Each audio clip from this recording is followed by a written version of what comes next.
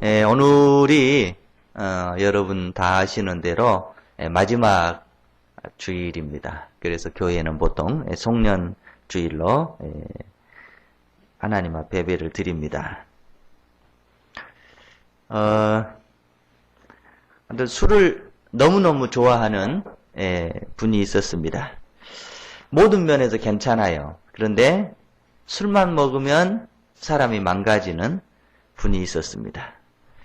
이분은 하루만 술을 먹지 않아도 마치 입에서 가시가 돋는 듯이 그런 분이었습니다. 그래서 그것을 안타깝게 여겼던 이분의 은사분이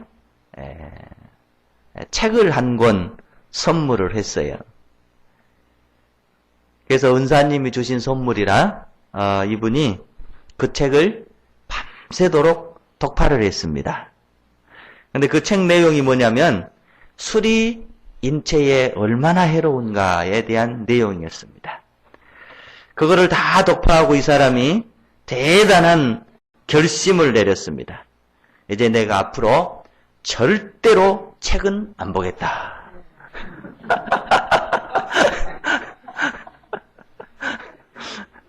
이런 결단 아니고요. 여러분,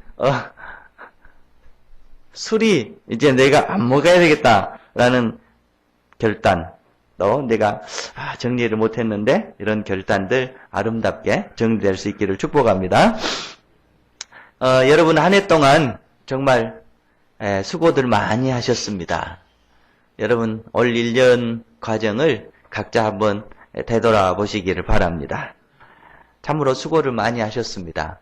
다들 어려운 시대에 때로는 마음도 상했을 것이고 때로는 갈등도 겪었을 것이고 때로는 정말로 남모르게 눈물도 많이 흘리셨을 것이고 내 삶이 왜 그런지 내 삶이 왜 이렇게 팍팍한지 각자의 참 아픔으로 달려오는 시간들이 많았을 것입니다. 행여 올 한 해의 삶이 나는 참 풍요로웠다 하신 분이 계신다라고 한다면 하나님 앞에 감사할 수 있기를 바랍니다. 이거 하나님의 축복입니다. 또 반대로 나는 어느 해보다 올 한 해가 참 부족했다, 힘들었다 라는 분 계신다면 이분 또한 하나님 앞에 감사할 수 있기를 축복합니다. 하나님의 여러분의 인생을 연단하시고 가다듬고 건실하게 만들어가는 과정이리라 믿습니다. 한 개인의 삶을 우리는 출애굽 여정에다가 비유를 합니다. 우리가 출애굽기를 통해서 볼 수 있듯이 이스라엘 백성이 출애굽을 합니다. 그리고 가나안 땅을 향해서 찾아가는데 그 고난은 출애굽으로 끝나지 않습니다. 광야에서 수많은 고난을 겪고 수많은 연단을 받고 비로소 그들이 가나안 땅에 들어가는 모습을 보게 됩니다. 이 과정은 여러분의 삶이나 제 삶을 비유적으로 설명해 주는 내용이기도 합니다. 우리는 출애굽을 하듯이 우리의 신앙의 삶을 출발합니다. 그러나 이 신앙의 삶은 잘 되어지는 경우가 그렇게 많지 않고 광야에서 훈련을 받듯이 우리가 하나님 앞에 훈련을 받고 연단을 받고 한 산 한 산 넘어가면서 그 다음에 신앙의 완성지 하나님의 나라에 들어가게 되는 것입니다.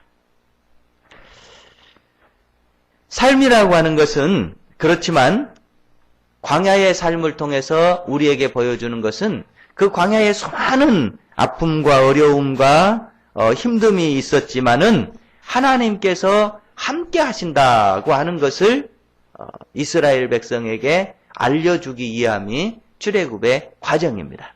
마찬가지입니다. 여러분의 삶이나 제 삶이나 언제나 하나님께서 함께 하신다고 하는 사실입니다. 이것이 우리가 믿음입니다. 우리가 믿음을 갖고 살아가는 이유가 언제나 하나님께서 나와 함께 하신답니다. 여러분의 삶에 언제나 하나님께서 함께 하시는 겁니다. 그런데 문제는 종종 우리가 이런 하나님을 믿지 못할 때가 있습니다. 그리고 때로는 잊고 살 때가 있습니다. 우리에게 필요한 것은 언제나 믿음입니다. 믿음도 올바른 믿음입니다.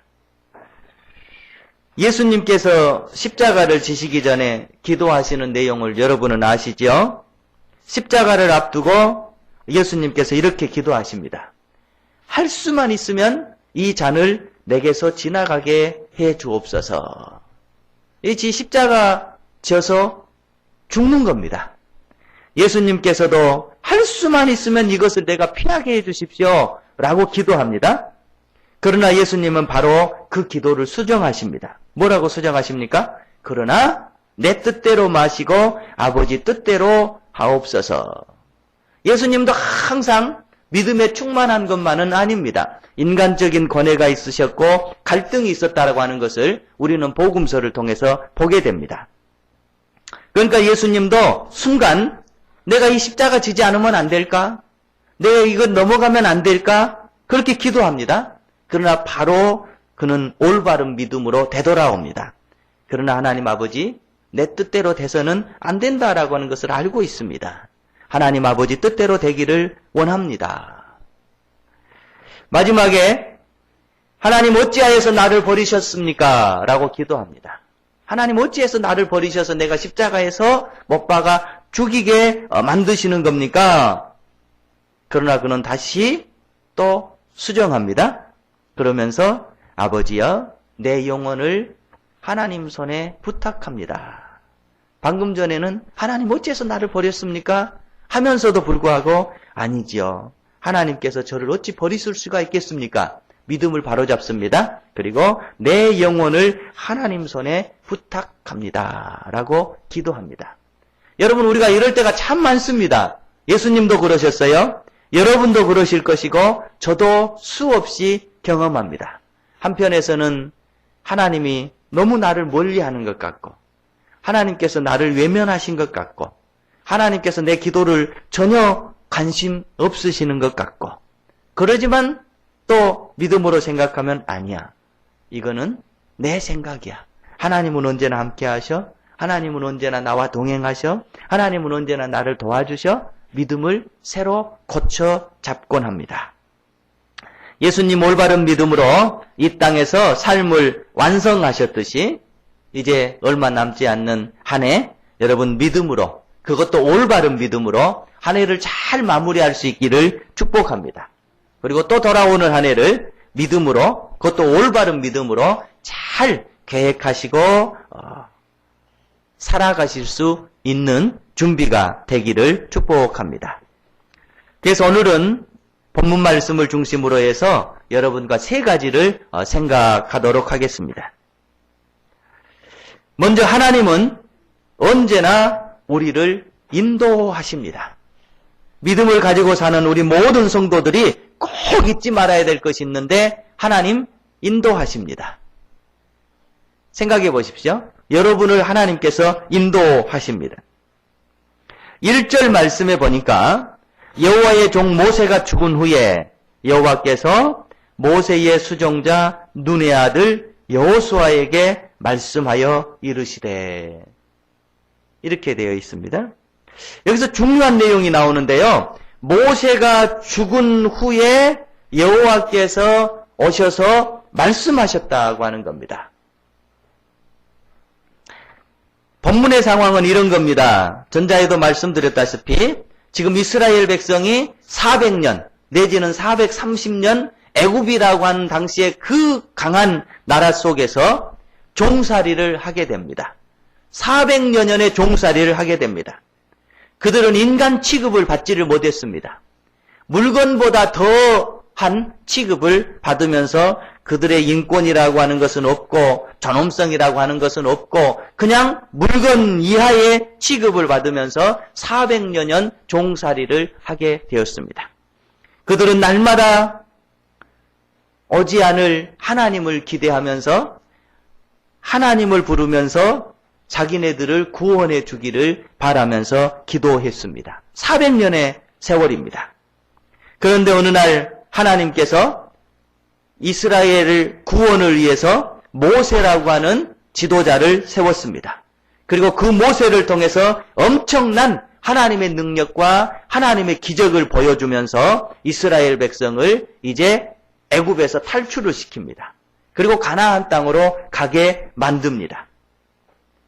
당시에 이스라엘 백성은 아무것도 준비가 되어 있지 않았습니다. 그저 느닷없이 나타난 모세라고 하는 이 걸중한 인물을 통해서 그냥 따라가는 겁니다. 모세와 함께 가는 과정 속에서 수많은 기적을 경험합니다. 수많은 하나님의 역사와 하나님의 능력을 경험합니다. 그래서 적어도 이스라엘 백성은 하나님은 이 모세라고 하는 분을 통해서 우리를 인도하시는구나. 이 모세만 따라가면 우리는 약속의 땅, 젖과 꿀이 흐르는 땅 가나안에 갈 수 있겠구나 하면서 점점 모세에게 신뢰성을 주게 됩니다. 그리고 모세를 의지하게 됩니다. 그런데 어느 날 이 모세가 갑자기 죽습니다. 이스라엘 백성은 혼돈 속으로, 혼란 속으로 들어가게 됩니다. 이 죽음은 한 개인의 죽음 이상의 아주 엄청난 의미가 있는 겁니다. 총체적인 난국입니다. 그들의 마음속에는 솔솔솔 솟아오르는 꿈이 사라져 버린 겁니다.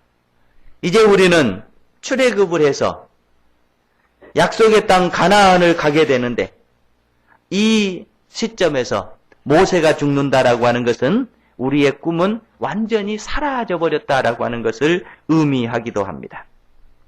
이스라엘 백성은 실망했습니다. 좌절했습니다. 절망했습니다. 하나님에 대한 신앙도 흔들렸습니다.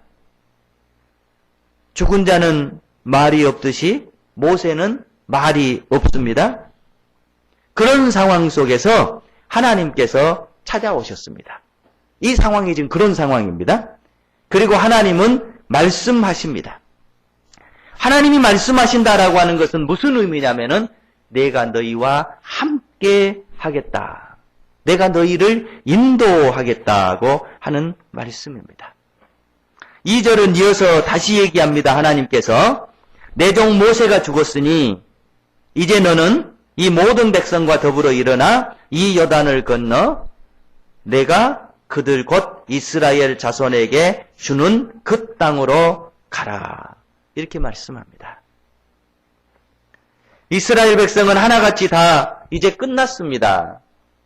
희망이 없습니다. 라고 생각하고 있습니다. 그런데 그 상황 속에 하나님께서 찾아오셔서 끝났다 생각하지 말라. 희망이 없다 생각하지 말라. 하나님은 모세는 죽었을지라도 하나님은 죽지 않으셨다. 이거를 가르쳐주고 있는 겁니다. 이스라엘 지도자는 이스라엘 백성 너희들이 생각하는 것처럼 죽어버린 모세가 아니라 모세를 인도한 하나님이시다라고 하는 것을 지금 가르쳐주고 있는 것입니다. 여러분, 내 삶에 인도자가 있다라고 하는 것을 아는 것이 얼마나 큰 축복인 줄 압니까? 여러분 꼭 기억하십시오. 여러분의 삶에 힘듦이 오고 여러분의 삶에 어려움이 오고 내 삶이 사방으로 둘러쳐 있고 출구가 보이지 않고 희망이 없는 것처럼 보여지고 모든 것이 다 절망처럼 보여진다라고 할지라도 여러분에게는 인도자 하나님이 계십니다. 하나님께서 내 인생을 인도하신다라고 하는 것을 언제나 꼭 믿고 살아가는 성도들 될 수 있기를 축복합니다. 힘들 때, 어려울 때, 내 삶의 인도자 하나님 계십니다. 여러분의 마음속에 하나님을 붙잡고 살아갈 수 있기를 축복합니다. 지금 이스라엘 백성에게 하나님께서 말씀하시고자 하시는 그 첫 번째 내용이 그겁니다. 모세가 인도하는 것처럼 여러분들 그러지 마십시오. 하나님께서 인도하십니다. 하나님이 선수 나타나셔서 말씀하고 있는 겁니다. 꼭 기억하십시다. 한 해를 마무리하면서 기억하십시다. 또 한 해를 시작하면서 기억하십시다. 힘들 때마다, 어려울 때마다 여러분의 삶은 하나님께서 인도하십니다. 두 번째는요, 하나님은 언제나 함께 하십니다. 여러분과 함께 하십니다.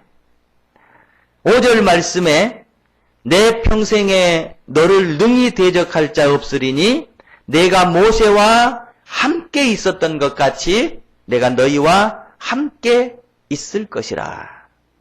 너를 떠나지 아니하며 버리지 아니하리라. 함께라고 하는 것입니다. 하나님께서 여러분과 함께 하십니다. 하나님께서 여러분의 인생과 함께 하십니다. 여러분의 가족과 함께 하십니다. 하나님 말씀하셨습니다. 내가 모세와 함께 했던 것 같이 이제 너희들과 또 함께 하리라. 주님이 말씀하십니다. 그러면서요, 6절, 7절, 9절에서 계속 반복해서 하나님께서 말씀을 하시기를 그러기 때문에 강하고 담대하라고 말씀합니다. 강하고 담대하라. 왜 하나님께서 이러셨을까? 가만히 생각해 봅니다. 우리 인간의 본성이라고 하는 것은요, 가만히 놔두면 희망이 절대 솟아나질 않습니다. 여러분의 본성도 마찬가지고 저의 본성도 마찬가지고 모든 인간이라고 하는 모든 사람의 본성은 가만 놔두면요, 그 속에서 희망은 절대 솟아나질 않는 거예요. 가만 놔두면 어떻게 됩니까? 다 희망과 반대쪽으로 가는 거예요. 가만두면 낙심됩니다. 가만두면 좌절됩니다. 가만두면 소망은 사라집니다. 그러니까 하나님께서는 계속해서 말씀을 하시는 거예요. 믿음을 가지고 강하라, 담대하라. 왜? 우리의 속성을 아시기 때문에 그런 겁니다. 낙심은요, 하나님을 보지 못하게 만들어버립니다. 낙심이 문제가 되는 것은 뭐냐면 하나님을 보지 못하게 만들어버리는 거예요. 하나님의 역사를 가로막게 만들어버리는 거예요. 하나님의 손발을 딱딱 묶어버리게 되는 것입니다. 그래서 힘들 때마다 하나님은 현장에 찾아오셔서 늘 강하라, 담대하라 용기를 불어 넣어주십니다. 여러분 아시죠? 창세기에 보면 아브라함은 롯과 함께 자기 고향을 떠나서 약속의 땅을 찾아가게 됩니다. 약속의 땅을 찾아가다가 자기 조카 롯과 함께 갈등을 겪게 됩니다. 그리고 그들은 서로 갈라서게 됩니다. 목축 땅 때문에 서로 갈등이 겪어집니다. 그래서 아브라함이 자기 조카 롯에게 제안을 합니다. 네가 먼저 선택을 해라. 네가 동쪽을 선택을 하면 나는 서쪽, 네가 남쪽 선택하면 나는 북쪽, 서로 적당하게 나누자. 롯이 제가 다 갖고 싶은데요 하면서 좋은 땅을 다 가져버렸습니다. 그때 아브라함은 얼마나 낙심됐겠습니까? 그때 하나님께서 찾아오셔서 하시는 말씀이 눈을 들어서 동서남북을 바라보라. 곧 이 말은 지금 우리가 쓰는 말로 하면은 그렇게 낙심하지 말라. 롯이 내가 바라는 것 일부를 가져갔다고 해서 그렇게 힘들어하지 말라. 너의 인생을 책임지는 분은 나다. 내가 너에게 힘을 주리라. 내가 너에게 용기를 주리라. 내가 너에게 축복을 하리라. 주님이 말씀하시는 겁니다. 눈을 들어서 동서남북을 바라보라고 말씀하십니다. 하나님께서 함께 하심을 여러분 한평생 믿으면서 살아가실 수 있기를 축복합니다. 모든 일의 성패는 사실은 마음 자세에 달려 있습니다. 우리의 삶을 어떤 사람은 전쟁에 비유하기도 합니다. 전쟁의 성패, 전쟁에 이기고 지는 것은 적에게 달려 있는 것이 아니라 내게 달려 있습니다. 내 가운데 어디에 달려 있느냐? 내 마음 자세, 내 정신 자세에 달려 있습니다. 어느 책을 보니까요, 어느 장관이 자기 밑에 있는 그 수하들과 함께 조찬 기도회를 하면서 이런 얘기를 했다고 합니다. 좀 띄워주세요. 잠깐 우리 보고 넘어가십시다. 장관이 이렇게 같이 기도하는 시간을 가지면서 여러분, 우리가 100점짜리 인생을 살기 위해서 필요한 것이 뭐가 있을까요? 어떻게 하면 우리가 100점짜리 인생을 살아갈 수가 있겠습니까? 라면서 물었습니다. 그래서 여러 가지들을 얘기를 했습니다. 그런데요, 이분이 자, 저와 함께 재미있는 산수 공부를 한번 하십시다 라고 하면서 이런 얘기를 했어요. 자, 여러분 영어 알파벳이 있잖아요. A부터 Z까지. 자, 저기에 우리가 숫자를 한번 붙여봅시다. 이를테면 A는 1입니다. B는 2입니다. C는 3입니다. 이리고 Z는 26이지요. 자, 이렇게 붙여놓고 이제 우리 한번 생각해 봅시다. 어떻게 하면 100점짜리 인생을 살겠습니까? 어떤 사람이 얘기했어요. 열심히 일하는 겁니다. 하드워크입니다. 그러면 보시죠. H가 몇 번이죠? 8번이죠. A가 1번이죠. 이렇게 해서 알파벳 숫자를 다 더하면 하드워크가 몇 점이 나와요? 98점이 나옵니다. 자, 그래서 어떤 사람이 난리집니다. 지식입니다. 정보입니다. 지식 정보 있어야 잘 되는 겁니다. 라고 얘기를 했어요. 그래, 그것도 다 알파벳 숫자를 더해봤어요. 얼마가 나왔어요? 96점이 나옵니다. 어떤 사람이 행운이 있어야 돼요. 럭키해야 돼요. 그래서 럭키를 했어요. 몇 점이 나왔어요? 72점이 나옵니다. 아니에요. 뭐니 해도 머니가 있어야 돼요. 머니를 했어요. 몇 점이 나왔어요? 72점이 나옵니다. 아니에요. 인생은 누군가가 딱 끌고 가는, 자신을 끌고 가는 지도력, 리더십이 있어야 돼요. 그래서 또 했어요. 몇 점이 나왔어요? 89점이 나왔어요. 100점을 못 맞춰내는 거예요. 그래서 이 장관이 여러분, 인생은 외부적인 뭔가에 의해서 결정되는 것이 아니라 내 인생, 마음, 자세가 결정하는 겁니다. 100점짜리 인생은 사람의 마음 자세입니다. 예. 우리 오후 예배 드릴 때 이 애티튜드라는 말 참 많이 쓰잖아요. 예. 한번 더 해봐요. 몇 점 나와요? 100점 나옵니다. 그러면서 여러분, 우리 인생을 정말 멋있게, 정말 아름답게, 정말 귀하게 100점짜리 인생을 살아가기 위해서 정말로 필요한 것은 뭐냐? 자, 하드워크도 필요합니다. 지식 정보도 필요합니다. 행운도 필요합니다. 돈도 필요합니다. 리더십도 필요합니다. 그러나 더 중요한 것은 뭐냐면 여러분의 마음 자세입니다. 라고 얘기를 했답니다. 굉장히 의미 있는 것입니다. 그래서 여러분들에게 소개합니다. 여러분 꼭 기억하십시오. 하나님께서 늘 우리에게 말씀하시는 것은 뭐냐면 믿음 가지고 살아라. 강하라. 담대하라. 이 모든 말씀을 다 통틀어서 보면은 자세 속에 부르짖는 얘기입니다. 여러분의 자세가 중요합니다. 제 자세가 중요합니다. 늘 하나님의 말씀 가지고 하나님의 말씀 붙잡고 살아가는 믿음의 자세가 될 수 있기를 축복합니다. 어떤 통계를 보니까요. 하루가 모여서 주일이 되고 주가 되고 그 주가 모여서 월이 되고 그 월이 모여서 년이 되고 그 매년이 모여서 그 사람의 인생을 결정한다예요. 그런데 그 사람의 인생을 결정하는 걸 거꾸로 올라가면은 년이 월, 그 다음 주, 일, 그 다음에 순간 이렇게 되는데요. 하루를 결정하는 것은 언제 결정하냐면은 아침에 딱 일어나는 순간이 결정한답니다. 이건 심리학으로 의학적으로 다 임상실험을 해서 결론이 난 거예요.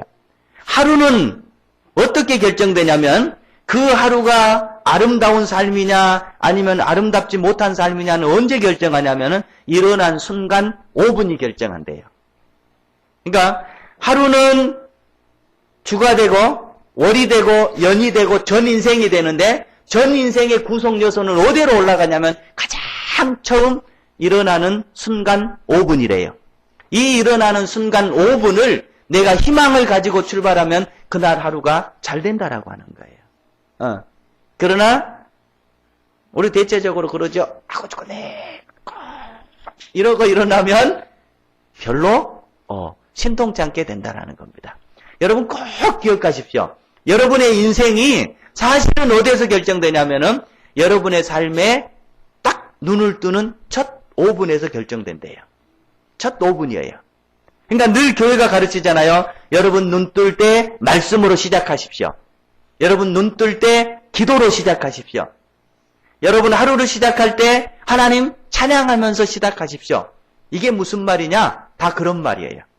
그래서 여러분 이제 저와 여러분이 한번 여러분 스스로에게 한번 임상을 해보십시오. 여러분 스스로에게 한번 실험을 해보십시오. 하루를 딱 일어나자마자 여러분의 삶이 심란한 삶이 기다리고 있다라고 할지라도 여러분의 삶이 넘어가야 사야 될 산이 많다라고 할지라도 믿음을 가지고 하루 한순간을 딱 출발해 보십시오. 일어나서 하나님 오늘 하루도 주의 은혜로 시작합니다. 주의 능력으로 오늘 하루 출발합니다. 주님의 능력으로 오늘 하루 살아갑니다. 하나님 저와 함께 해 주십시오. 하나님 저를 인도해 주십시오. 하나님 저를 축복해 주십시오. 하나님의 은혜를 기대합니다. 하나님의 능력을 기대합니다. 라고 하루를 출발하는 습관을 가져보실 수 있기를 축복합니다. 여러분의 생이 달라질 것입니다. 제가 우리 주일학교, 교회학교 학생들과 예배를 드리면서 설교하기 전에 지금까지 해오고 있어요. 여러분 오늘도 하나님께서 우리를 인도하셨는데 하나님께 영광의 박수 드립시다. 지금 하라는 얘기가 아니라 우리 주일 학생들하고 그렇게 한다고요. 그 다음에 같이 예배드리는 옆에 친구들, 선생님 감사의 박수 하십시다. 자, 그 다음에 여러분 이렇게 추운 날씨 잠자고 싶은데 이렇게 일어나서 일찍 교회에 나와서 하나님 앞에 예배드리는 자신을 위해서 박수합시다. 이렇게 하고 제가 설교 말씀을 전합니다. 그러면서 제가 여러분들 왜 이렇게 제가 훈련을 시키냐면 언제나 하나님 앞에 감사하며 언제나 하나님과 함께 사는 습관 그것을 여러분들에게 가르쳐주기 위해서 제가 이렇게 합니다. 라고 얘기를 합니다. 네. 여러분 하나님과 함께 하나님의 은혜로 시작하는 거 하나님의 말씀으로 시작하는 거 하나님과 함께 인생을 출발하는 습관을 갖는 거 사실은 이것보다 더 귀한 습관이 없고요. 이것보다 더 소중한 습관이 없고요. 이것보다 인생을 더 축복해 주는 습관이 없는 줄로 믿습니다. 한 해를 여러분 이렇게 마무리할 수 있기를 축복합니다. 여러분 앞으로 한 해를 잘 계획하고 한 해를 잘 설계를 할 겁니다. 혹시라도 이 부분이 빠졌다면 여러분 꼭 이 부분을 넣으시기를 바랍니다. 여러분의 인생은 어디서 결정되느냐? 눈을 떠서 출발하는 그 5분입니다. 네. 이 5분을 하나님과 함께 시작하면 잘 될 줄로 믿습니다. 어려운 거 아닙니다. 하나님께서 우리에게 말씀하시는 겁니다. 이제 마지막 세 번째, 하나님은 언제나 말씀으로 역사하십니다. 7절, 8절에 보면 그래요. 오직 강하고 극히 담대하여 나의 종 모세가 내게 명령한 그 율법을 다 지켜 행하고 좌로나 우로나 치우치지 말라 하면서 쭉 하나님께서 우리에게 말씀을 하십니다. 자, 그리하면 어디로 가든지 형통하리니 이 율법책을 내 입에서 떠나지 말게 하며 주야로 그것을 묵상하여 그 안에 기록된 대로 다 지켜 행하라. 그리하면 내 길이 평탄하게 될 것이라 내가 형통하리라.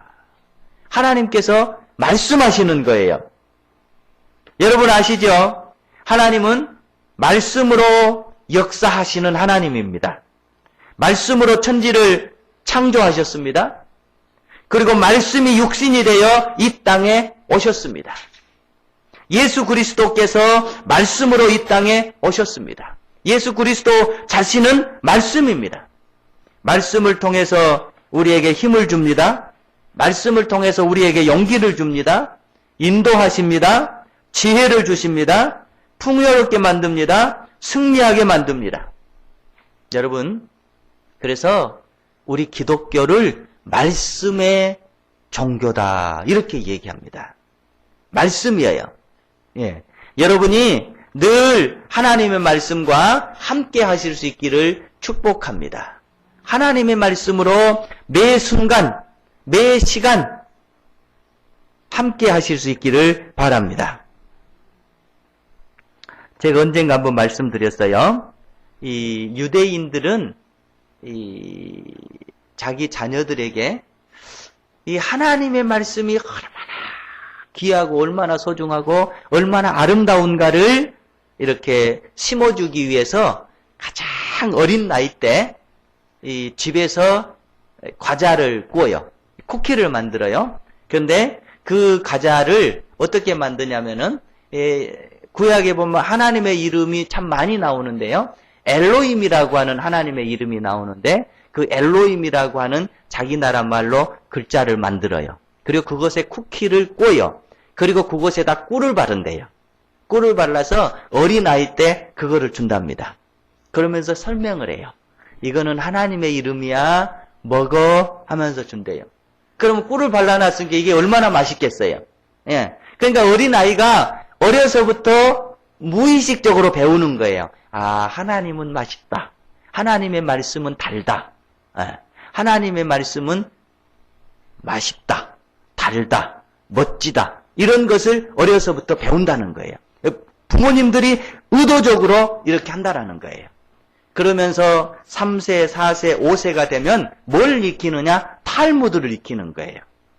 탈무드는 성경을 해석해 놓은 해석서인 3살 때 읽어야 될 탈무드, 4살 때 읽어야 될 탈무드, 5살 때 읽어야 될 탈무드. 네. 그 다음에 평생 읽어야 될 탈무드. 이렇게 하나님의 말씀을 교육을 한다고 합니다. 그래서 시편에 보면 그러죠. 주의 말씀은 내 발의 등이요 내 길의 빛입니다.